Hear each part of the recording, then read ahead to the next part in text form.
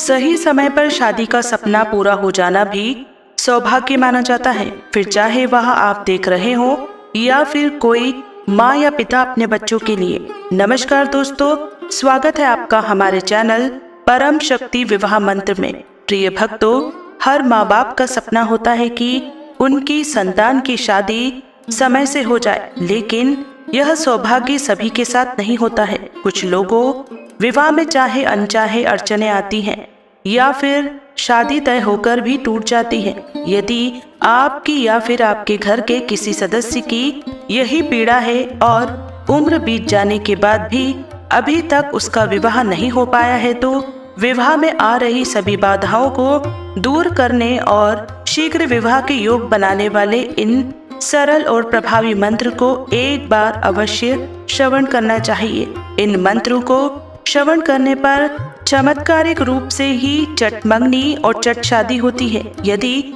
आपके बच्चों के विवाह में विलंब हो रहा है तो आप शक्ति की साधना करके इस समस्या से निजात पा सकते हैं। इसके अलावा शीघ्र विवाह के लिए माता पार्वती की पूजा उपासना भी अत्यंत फलदायी होती है।